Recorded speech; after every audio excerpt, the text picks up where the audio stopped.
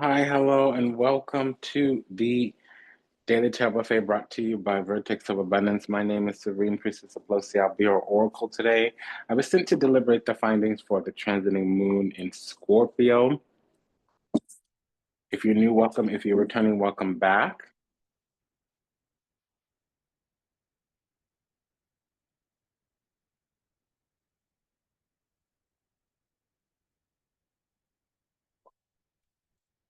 During Aries season, a eighth house event would be during Aries season, anything in Scorpio is an eighth house event. So since the moon is transiting the sign of Scorpio during the Aries season, we have an eighth house event. The eighth house is the battleground, is where I call it, but it's also secrecy. It's deep, it's depth, it's transformations, it's shared emotional needs. We also say like shared resources or whatever. Yay and nay. Okay, so I want to get into this energy. I also want to say, if you're new, welcome. If you're returning, welcome back. It's a delight and an honor and a privilege to serve you. Vertex of Abundance is the Galactic Temple of Ascension, delivering sacred messages from behind the veil. My name is Serene Priestess Abossi. I was sent to deliberate these findings for the transiting moon in the sign of Scorpio. That's during Aries season, so of course it's an eighth house event. I am getting that there is some kind of goings on around like collectives, whether it's society or groups, and something's been moving slow. It's a delayed arrival as well. So things that have been blocked, love, abundance, union, that's going to begin to be reconciled. We just had a moon in Libra. So a full moon in Libra means karma, justice will be served. So now that we are like a dissipating moon, we're going to start to see how that moon energy played out. So the moon energy of karma playing out through Scorpio means things that have been there in our face, but below the surface, or depths. Things that are deep in us are going to come out to the surface. We're going to have insight and intuition into some of the deeper, more protracted or pernicious aspects of this culmination, completion that we've had, that we've experienced. We have the overall energy for this entire reading is the Devil card, the Ten of Wands, the Ten of Cups, and the Page of Swords. Again, I repeat, for this entire gathering today of the transiting moon in the sign of Scorpio during the season of Aries, we have the overall energy being the Devil, which is negativity, toxicity in terms of an influence. It can be bondage. Really, what it rules over is falsities, ignorance, illusion, and fear. And those play out in many different ways, whether it's sinister, evil, wicked, whether it's malicious, malignant, malevolent, or whether it's just unhealed, unawakened, from a sense where we take that experience and we turn away from the divine unity instead of towards. It basically is, we're beginning to separate from spirit. We may be compromising our immortal or eternal soul in some kind of way, shape, form, or another. That's confirmed by this Ten of Wands here in the overall energy. Ten of Wands with the context of the Devil is buckling under the weight of like karmic pressure in some kind of way, shape, form, or another. We've made a lot of causes in some way. And we also have the pit, which is typically purgatorial, like the purgatory. So there needs to be a manifestation, actualization, but there's going to be karmic expiation, purification. Something can become anew, but something needs to be unburdened, unbound. It also, with the Ten of Wands and the Devil card, can be some type of generational curse, because we're supposed to come into like eternal being. The Ten of Cups is eternity or heaven. The Ten of Wands, on the other hand, is purgatory, or basically hell on earth.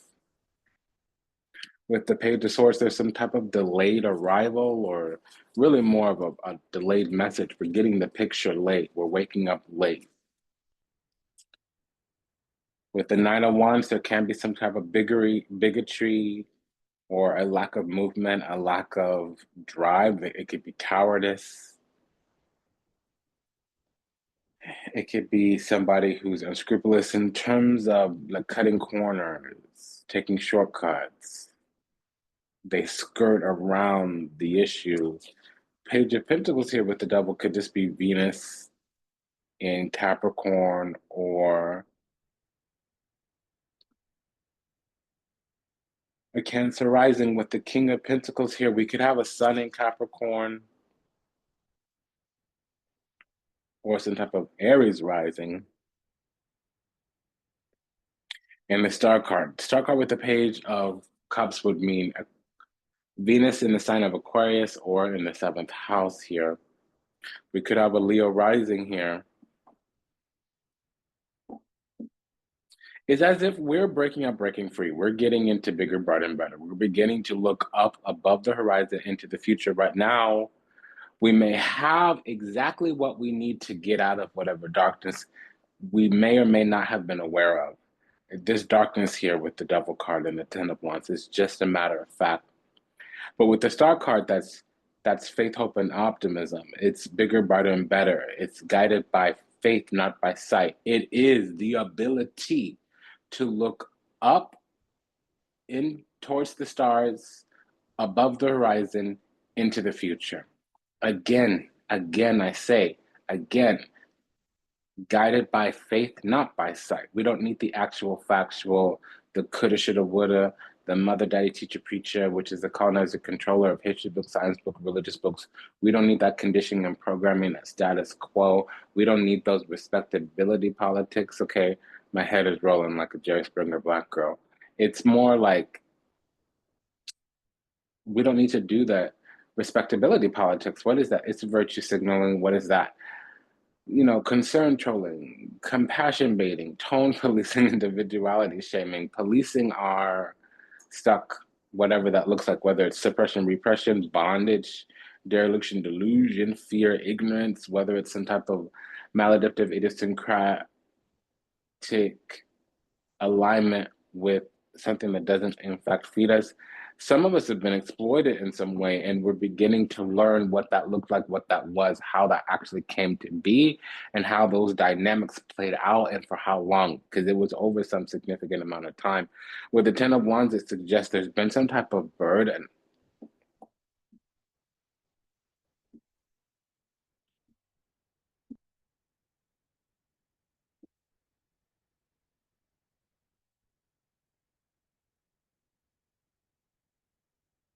It took a while for us to get the point in some kind of way. Four of Cups. It might have been right in front of us and we couldn't see it. Page of Cups. So we're feeling detached in some way. Page of Cups, Four of Cups.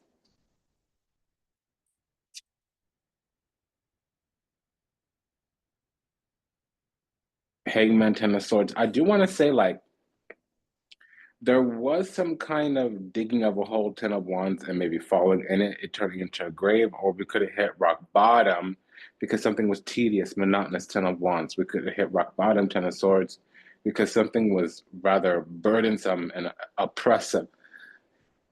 But with the breakdown, Ten of Swords comes a breakthrough, Ten of Swords. With the breakdown, Ten of Swords comes a breakthrough, Hangman. It's the same.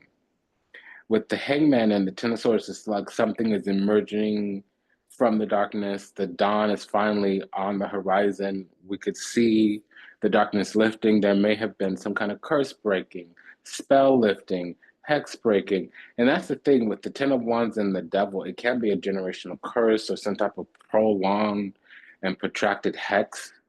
There could have been, and I'm not getting it entirely here, but something woven into something else in terms of, spiritual manipulation, energy projection. I don't have all of that here, but I mean, we have three tens out on the board with an Ace of Wands, Four of Wands, Card of the Chariot, King of Wands. So definitely, I was saying before, we had Cancer, Capricorn energy, so we have both of those here. I was saying we have a Capricorn descendant or Venus in Capricorn, which would also talk about a Cancer ascendant. Now Cancer is here.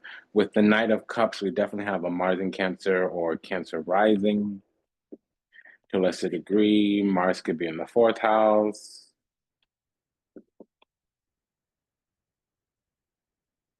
There's some type of spot for us that's spiritually ordained. It might be a pulpit, it might be a platform.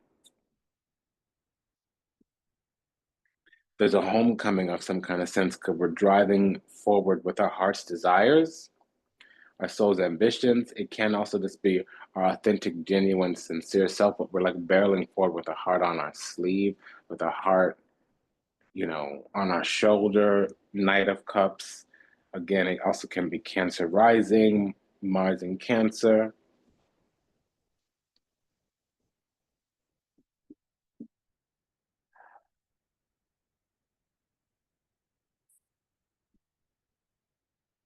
So we also have Pisces rising here. We have a 10 of Cups, which is Mars and Pisces. We have a Knight of Cups with the Moon card, which is, okay, so we do have Mars in Pisces here. It could be Mars in the 12th house, but it also could be a Pisces rising here. We have the Moon card, 3 of Pentacles, 3 of Swords. So there may be some type of work that we're doing or work that we need to do about a role, about some kind of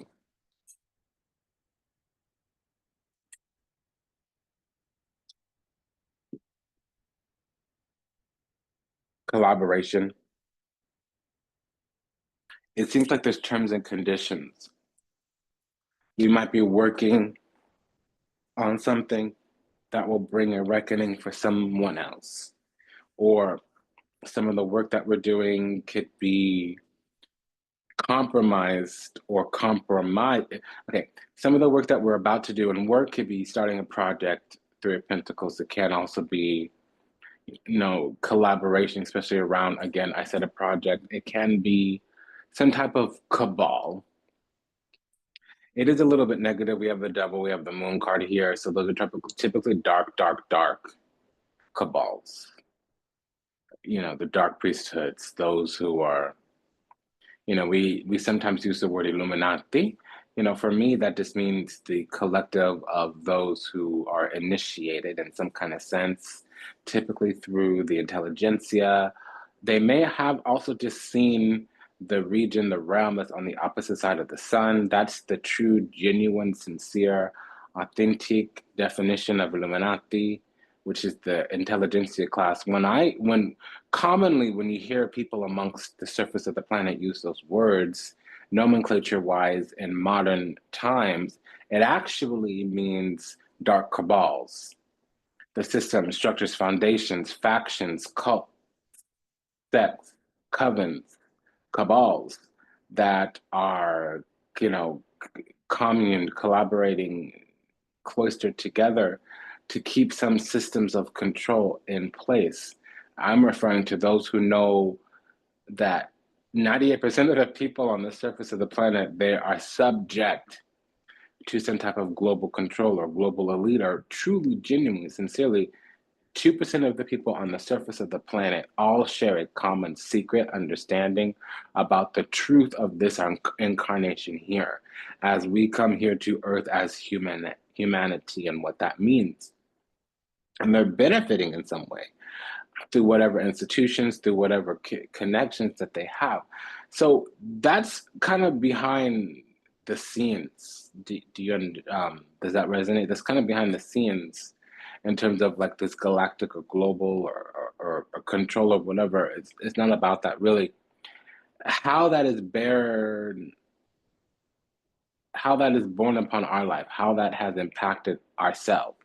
Those aspects are beginning to make themselves known. We're beginning to see, to understand, to figure out the shifts, the changes that we need to make.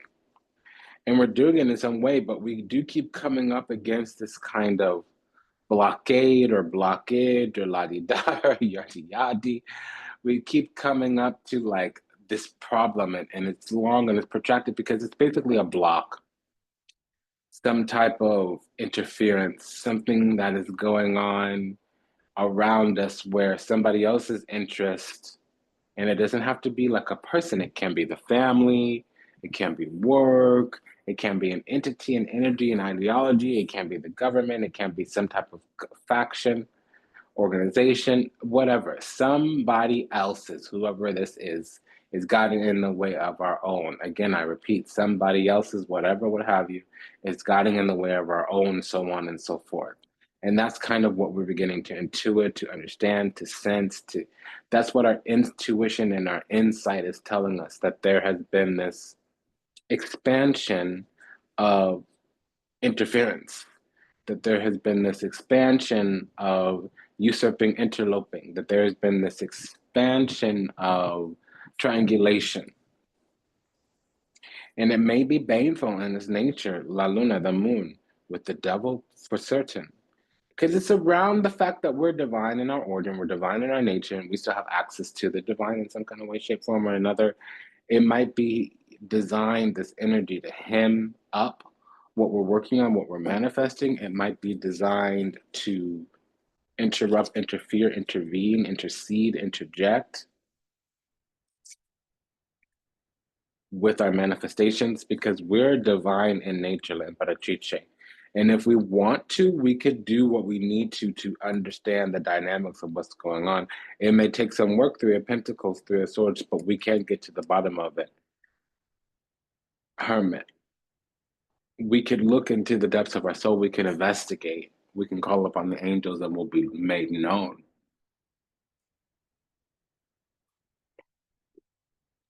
So as we move forward towards unburdening ourselves, Page of Swords and the Ten of Wands, we're going to overcome and also come into contact with obstacles, blockages, whatever that is, whatever that looks like.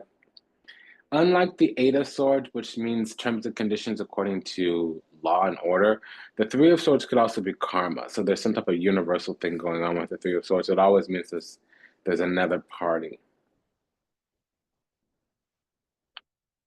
As I said, Vertex of Abundance is the galactic temple of ascension. We are delivering sacred messages from behind the veil. If anything resonates deeply with you, go ahead and smash that like button. We will be imposing the guidance today from the This Might Hurt Tarot by Isabella Rotman. She's over at Liminal 11 Publishing. Ripe Avocado for the Minor Arcana of the Cosmic Coven Tarot by Lillian Lazenby. We'll use this to deliberate the findings for any type of pairing energy. We also have from Los Scarabeo the Daily Oracle by Vita Sibila. It's an ancient deck that we use here on the channel to deliberate the findings for any type of correlative or corresponding energy. For instance, we have the Empress and the Four of Wands. It's both Venusian cards. It's saying that through our birth, being highly favored, blessed, chosen, anointed, we will come into the sacred spot that was divinely ordained. Four of Wands, whether it's a sacred union, a spiritual union, it's some type of platform, pulpit, it can be a union, a house. Ultimately, it's going to give us status in some kind of way, whether through celebration or union. We're just coming into it. Over on our side, we're the Virgin, Giovanni Fanciulla, and on the opposing side, we have the enemy, Il Nemico there. It's all confirmed by La Giretta, which means the blossoming, the maturing into, from the from the cocoon comes the butterfly. So what does that mean? We have to go through some type of transformation, and oftentimes we're ignorant. We don't know what's going on when our bodies turn to goop and our insides turn to mush, and we're encased in this cocoon for who knows how long. But we do eventually come out a butterfly with wings. It's transformative, this process. It's dealing with an enemy or somebody with animosity towards us. It can be competing, and it can be very much at work or over money. It's like we've shown up on the scene not knowing how many other people had intentions, not knowing how many other people wanted the spot that we were born for, made for. And there is this energy here that feels that it's unfair, or that feels threatened, that we're asking for a seat at the table, or we're trying to participate in the game, whatever that is, whatever it looks like. So I was looking at this Empress page of cups because we're innocent, naive in some way, which doesn't mean anything negative. Innocent is believing that other people have good hearts. Naive is believing that other people are good natured. It may not have been readily apparent to us that others had not the best intentions for us. It might have not been readily apparent to us that others maybe didn't mean us so well. And it's a constant, it's something that's been there the whole time, never going away. And they are ready to strike in some kind of way. Their plans have matured, and this is us. So it was a shock, but it's a malady, a sickness. It's pretty much marked by difficulty, laced with problems. I want to see what this La Luna Diavolo means, the moon and the devil card, because that means oath breaking, covenant breaking.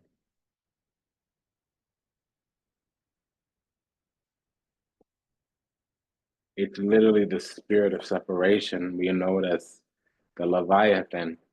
Yeah, so something has made it inside. There's something coming from, the Scream movies. They're calling from inside the house. Something has made it inside, and it's nurturing, caring for some type of derision. It's working on some type of inimical endeavor. And all of our ducks in a row, we have what we need to overcome this, but there is an enemy at the gate in some kind of way, shape, form, or another. Frankly, Miss Frankly, they might have made it through the gate because they're nurturing some type of, harboring some type of ill, like okay, so ill deceit, I don't know what that means. Ill feelings. Okay, what that means is that something didn't work. They already tried something and it didn't work. And now we're in a situation where we have to put some boundaries because some energy here doesn't respect our no. And as loving, caring, as kind as we have been, we're going to have to withdraw our energies and move on about our business.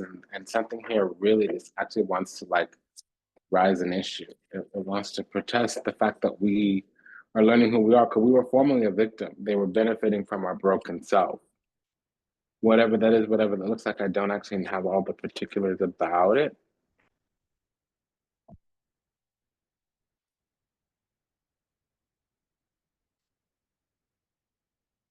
So I'm pulling on this Ace of Wands and the Devil card, gives the gate to hell.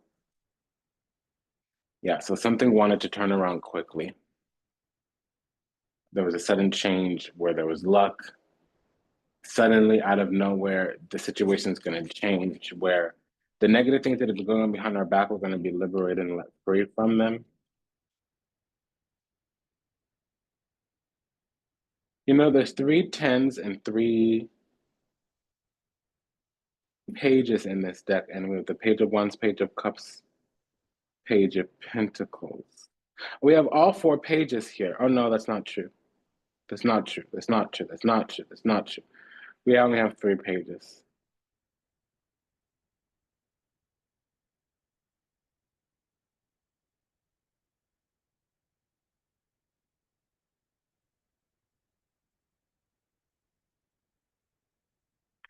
Something had a racket going on in respect to our energy. That's what I'm sensing. It doesn't matter.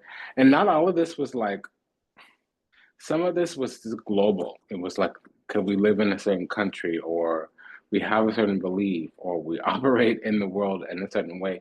There was something lying in wait, hoping that at any time it could pull the trigger and execute its plans, but we threw a wrench in those plans. We were not as easily controllable as they thought. They took our kindness for naivete and it backfired.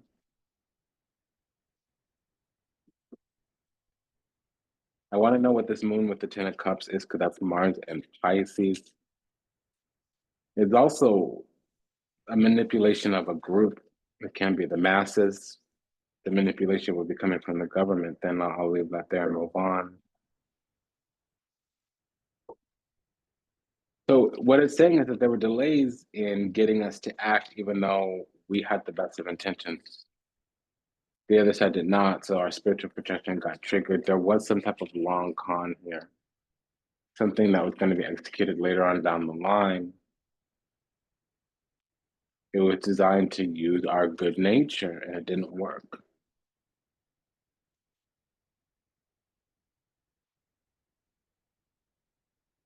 So what is this? We have a set of threes here, a pair of threes. What is this pair of threes? And that means collaborations, cooperations, some type of distress, guilt or shame, backfire. So there was some type of projection. We were supposed to be gullible and naive and confused in some kind of way, and we overcame that. Since we knew what we were worth and we knew what we deserved, something didn't work.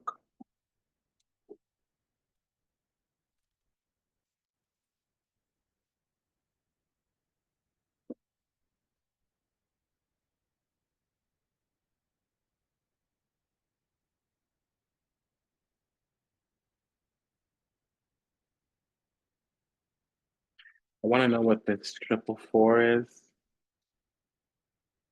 It's not a triple four, it's a double four. The double four means when there's a four of wands present, it means it's positive. It means like the next thing, usually some type of commitment. So there was supposed to be some creative new beginning or opening up the gate to hell. One or the other. It didn't work. There was a pair of knights here. There's this old hymnal. It's a Native American. Let me just call it indigenous. It's something that's sung around like the fire, and it's often used when they're fixing their instruments, like re-stringing or like redressing their drums, or like um, oiling up the flute, or and it's there's a tone like because it's in a lot of different cultures where they like sit on the ground and tap the ground, and it's supposed to like wake up the ancestors, you know. And indigenously in North America, there's I don't know which tribe it is, but it goes yati yati ni ya yati ni yati ni, and he just goes on. And I'm hearing that, like we've been in this reading. I don't know. I don't have my watch on me. We've been in this reading for a little while, and I've heard the song switch to the different parts of the song, but the song's been playing this whole time. It hasn't really stopped, and I'm I'm tuning in and out of the song, so that's kind of immaterial. But the thing that's been constant is the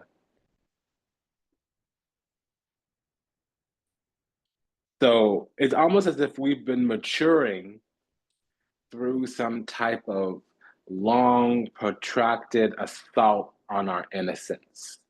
Something made it through the gate designed to destroy us from the inside out. And part of this destruction, which was at the top of the list, required all the stuff on the bottom of the list. Divide, you know, dereliction, destruction. It was like all the D's, which is it's created, to turn something into two, to take something that's powerful on its own and divide it up into parts. And it didn't work. Like this whole time that something dark had made it in the system designed to divide us and destroy us from our whatever, what have you, our spiritual power and our spiritual inheritance. The reason it was unsuccessful is because we were operating on some kind of vibration that just wasn't something that the infernal kingdom could disrupt. that frequency, energy, vibration, it was constant. It didn't leave. It didn't go. Yeah, sometimes it was dulled out, tuned out, but we always remained connected to Great Spirit, to Creator Source God.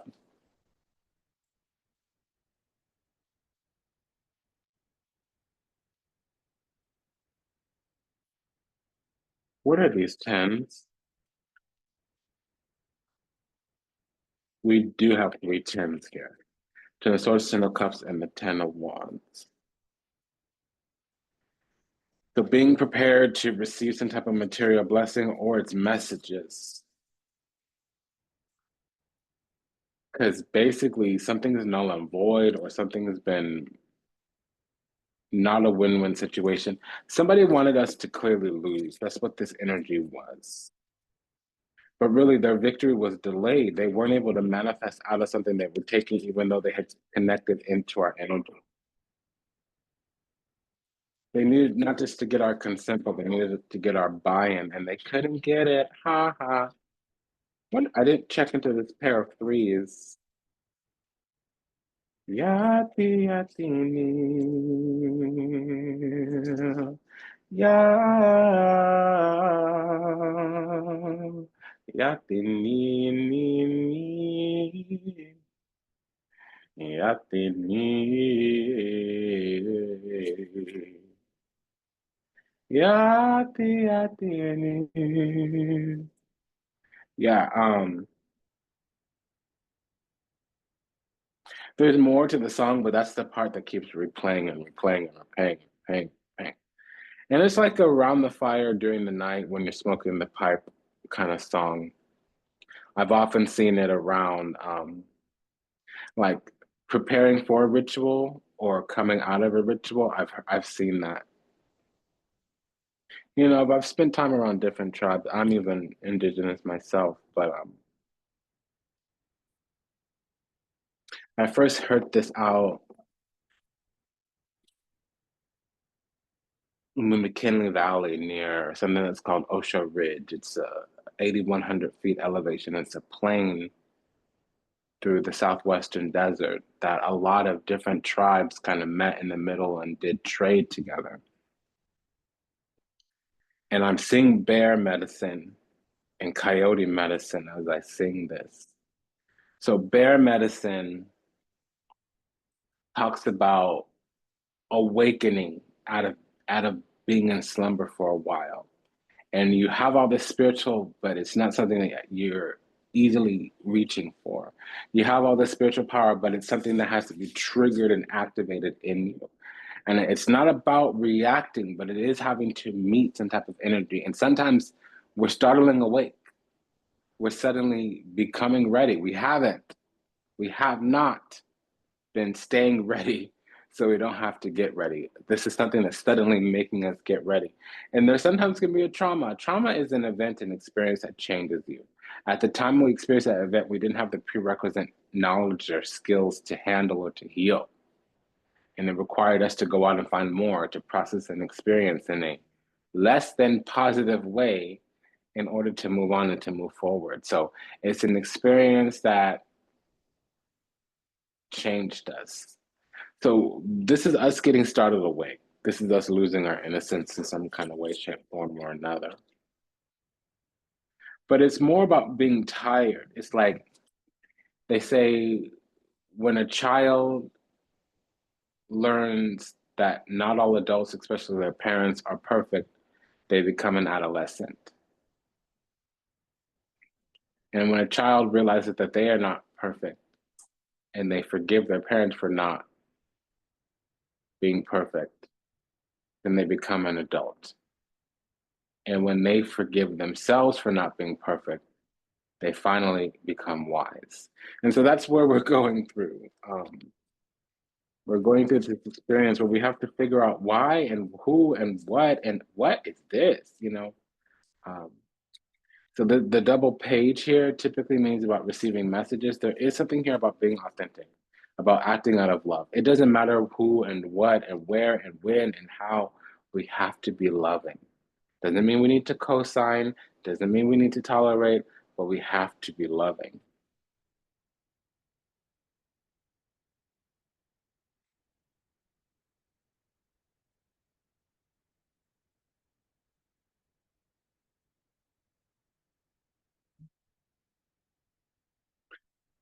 Because this double page is saying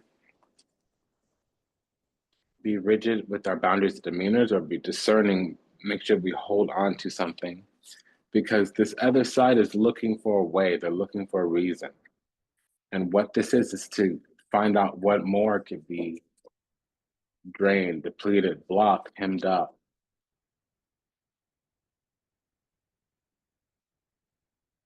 We are this nebulous abyss that they can't access due to a lack of authenticity. And what they need to do is bring us down out of our innocence, out of our purity, off our high ground. They need to bring us into a lower energy so they can trigger us, getting us in the reactive spots. Either number one, they're qualified to do the nasty McNasty that they want to do, or two, so that we're finally accessible, approachable in some kind of way, shape, form, or another. We can't do that. We can't give them that. So until we meet again, until we read again, Namaste, Dandava, and Ashe. This was a reading about slowly working through whatever the cycle and energy has been. So we need collaborative energy, not people that are operating against us or working at us or around us, but working with. We need people who want to co-create, collaborate, cooperate, and that's really the decision that we're going to make. You're either working against me or you're working with me. You don't have the ability to be neutral. This is not one of those times where you can straddle the fence. That's a message to everybody, not the people that we're dealing with, not just ourselves. So the best of people believe the best in you. And those who believe a false narrative means that that narrative, the conclusion that they arrived at, confirmed or aligned with the narrative they already had. If they were lacking curiosity, investigation, examination, if they didn't come get the gospel from the horse's mouth and they decided to take it from the donkey's anus, and that's what on them. If you get BS from the donkey's asshole and you don't go and get the truth from the horse's mouth, you get what you get. You get what you get. So if they mislabeled, misjudged, misperceived us or the situation, if they mistook it or if they underestimated, let them. But that's what's happening. They're struggling because they weren't trying to unify. They're struggling because they weren't trying to connect. They're struggling because they didn't get the picture, which was to be loving, caring, and kind. They decided to be separate and to be antagonistic and to be adversarial and to be less than cordial. Until we meet again, until we read again, Namaste, Dandava, and Ashe. Just a quick prayer for all those still lost out there to illusion, delusion, confusion, trapped in the matrix, lost in the seas of time, yet to heal, yet to awaken, yet to return to the resplendent grace of the divine, unconditional love, universal oneness, Ho'oponopono, we love you. I'm sorry, please forgive us. Thank you. Until we meet again, until we read again, Namaste, Dandava, and Ashe. We pray that your steps are ordered, your path illuminated, and that you find salvation and redemption in this lifetime. May we be happy, may we be whole, may we be at peace, may we receive everything we ever wanted, starting with what we deserve. Go ahead and smash that like button, and we'll see you in the next one. Bye-bye.